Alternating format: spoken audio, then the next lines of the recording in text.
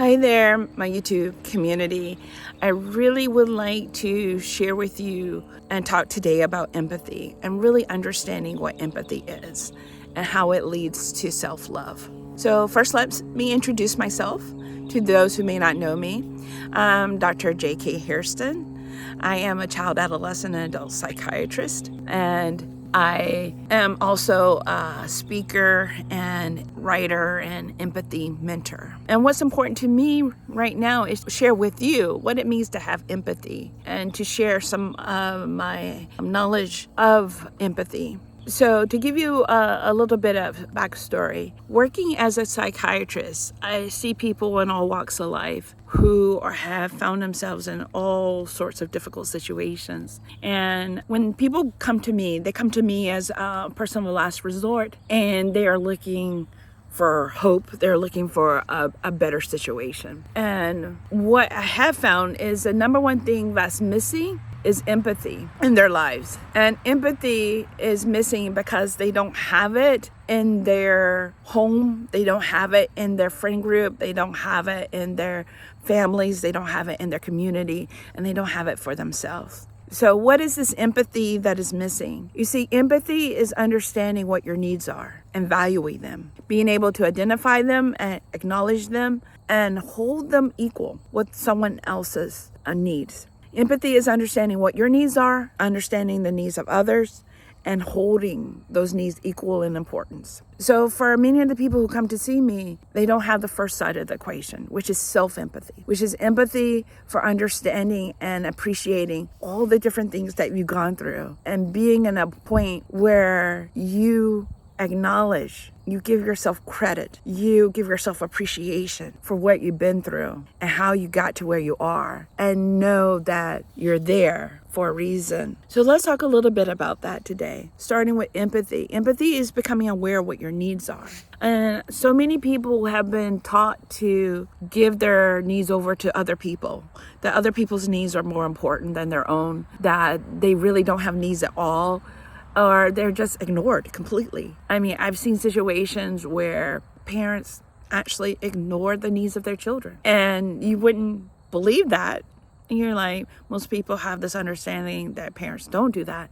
But yeah, there are many people who do. And that partners ignore their needs of their partner, and spouses ignore the needs of their spouses. And then it comes down to yourself. If you don't acknowledge and value your needs, then who will? So I want to share with you what are needs. Needs are universal. These are the components, universal components of what you need to be happy. What qualities and components and factors in your life are missing, that without which you cannot feel satisfied. We all have needs. Needs are important. Needs are not just food, clothing, shelter, and water. People may be familiar with Maslow's hierarchy of needs, but needs can be more intangible than that. Needs are your needs for autonomy, needs for self-expression, needs for organization, needs for structure, needs for beauty, needs for fun, need for laughter, need for friendship, companionship. All of these are needs.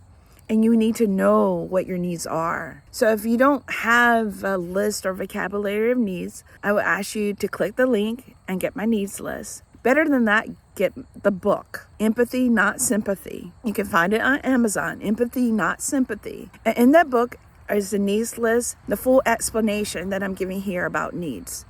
You see, you really need to hear this. You need to really become aware of what your needs are, because we are all looking for happiness. We are all looking for pleasure. And for those who are not, there may be people out there who are just trying to avoid pain. So in this pursuit, in order to get more of what we're looking for, we need to be able to discover and learn what our needs are. It is required of us to find out what our needs are so we can take the best care and love of ourselves. Because once you start doing that, that is an expression of self-love. And when you have and develop self-love, then you will expect better for yourself.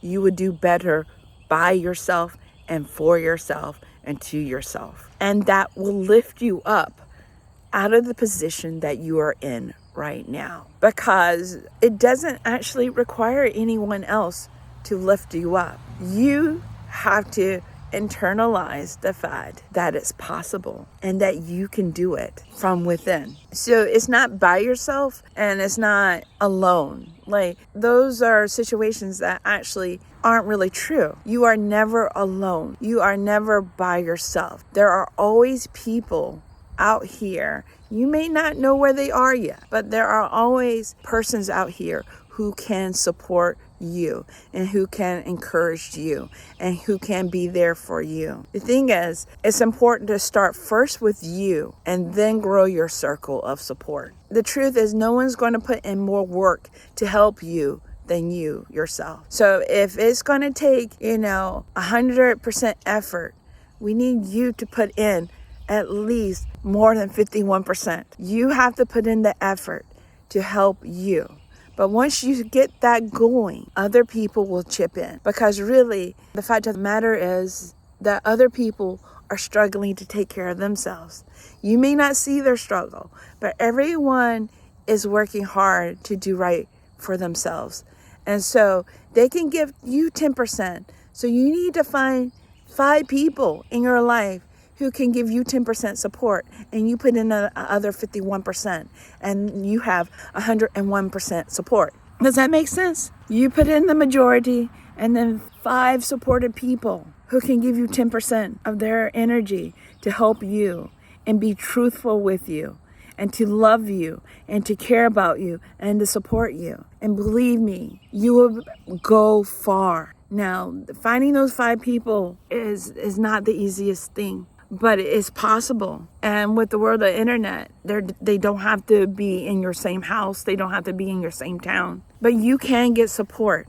So I want to encourage everyone right now who's going through a tough time is to focus on you and start building your support. Start building your team. Team you. It's not about doing it by yourself. Pulling yourself up by your bootstraps is a myth that someone taught you. That's the actual mythology. Really, we are here to help heal and help one another. But it starts with you, and it starts with understanding what your needs are so that you can actually start strategically fulfilling your needs. So if you want a blueprint or a map to do that, get my book on Amazon. It's called Empathy, Not Sympathy. It's a very short read, just a few pages, and get your list of needs so that you can start doing the work that's going to benefit you, because you are important. And the universe, there are certain people, there is good in this world that cares about you. Right now, this is my attempt to express care for you. I don't know who is hearing this, but I want to let you know that there are people that care. This is a way to start moving forward and healing the past and getting beyond your past, because there's more for you in life. If there's anything I wanted you to hear, is that there's more for you in life. And I really want to see you get all the assistance, all the care, all the love, all the nurture that you need to be who you are meant to be in life. You can do this with love and with support and with care, and do it with empathy. Have a great day.